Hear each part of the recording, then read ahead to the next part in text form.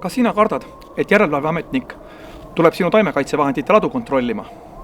Muuga PM on lahkesti meile oma taimekaitsevahendite lao uksed lahti teinud ja vaatame koos üle, millised nõuded peavad olema laos täidetud selleks, et kõik oleks korras ja hästi.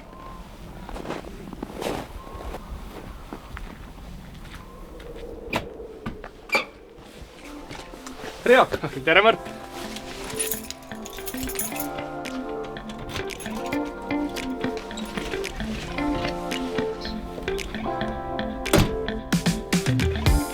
Väga oluline on, et taimekaitselaos oleksid olemas ohutuseks vajalikud vahendid.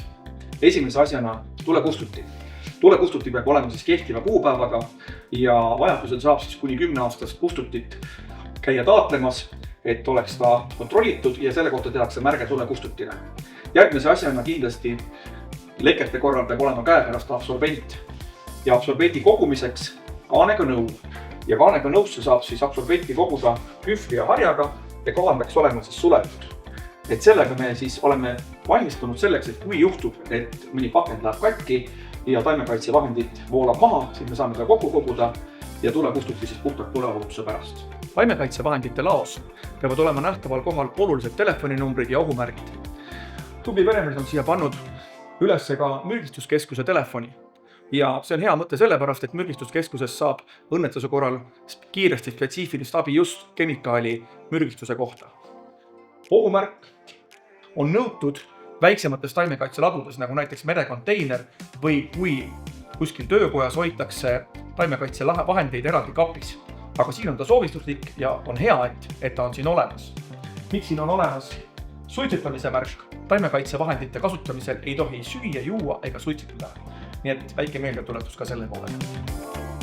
Taimekaitsevahendite ladu peab olema piisava suurusega, hästi valgustatud ja hästi ventileeritud.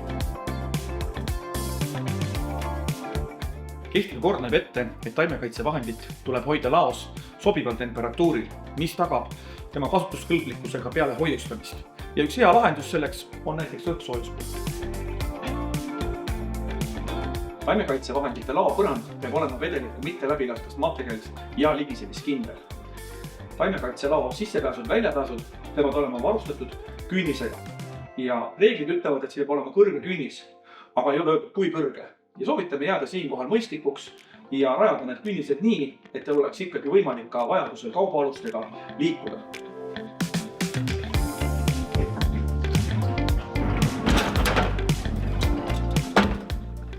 Taimekaitsevahendi põranda hoiustamisel tuleb need paigutada puitalusel. Ja puitalus on tegelikult rahvakeeli öeldes lihtsalt euroalus ja neid ikka leiab. Ja kui te nüüd vaatate taimekaitsevahendite pakendit, siis kui te müüjad saadetise vastu võtate, tuleb alati üle kontrollida, et pakend oleks terve, kassid oleks suletud originaalteibiga ja kleebistega ning oleksid ka pakendid varustatud nõuetekohase etiketiga. Ja pakenditel on alati märgitud ka taimekaitsevahendi tootmisaeg. See on siis kanistri ülaservas ja kastide peal võib see olla siis kas peale kleebitud kleebisel või siis külje peal. Ja enne taimekaitsevahendi kasutamist on siis kasutajal alati kohustus tutvuda ka etiketiga. Kõikidel pakenditel on etiketid küljes ja kui esimesel muljel tundub, et see pakend või etikett ei ole eesti keeles, siis olge kannatlikud. Lahti arutamisel on kindlasti vajalik info seest alati leitav. Juhul, kui teil on nüüd taimekaitsevahend natuke kauem laos on, te võtate eelmise hooaja taimekaitsevahendi, siis tuleks käia juba registris kontrollimas, kas vahepeal on nõuded muutunud. Sellepärast, et võib juhtuda ka niimoodi, et taimekaitsevahendi registris tehakse muudatusi, aga need ei jõua kuidagi teie lattu etiketile. Sellepärast siis tasub meeles pidada, et laojääkide kasutamisel kontrollida etiketiga taimekaitsevahendite registrist. Üks väga oluline aspekt, mida silmast pidada, on kaupapakendid. Et kaubamüüja sageli ruumi kokkuhoiu mõttes on võtnud mõne kasti lahti ja pannud sinna sisse mitmeid erinevaid tooteid. Kui te kodus kaupa lahti võtate või taimekaitsevahendite laos seda lahti võtate, siis soovitame kindlasti sellised asjad üle vaadata ja need kanistrid sealt lahti tõsta ja paigutada siis need taimekaitsevahendite kanistrid oma kohale, et vältida siis hilisemaid eksimusi. Taimekaitsevahendite ümberpakendamine ei ole Eestis lubatud. Ja see kehtib ka selliste 1000-liitriste mahutite puhul.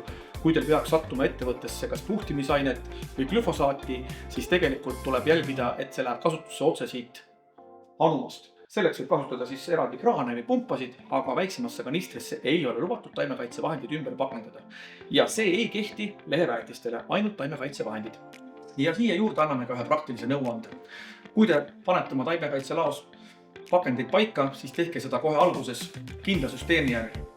Et las teravilja herbitsiidid olla ühes seinas, rapsiomad neist võimalikult kaugel ja leheväetised ühte nurka, glüfosaadil on alati teises nurgas oma koht ja fungitsiididel omaette pesa. Sellega me tegelikult hoiame ära selle, et sarnase etiketiga tooted võiksid sassi minna ja paagisegu siis palju pahandust teha.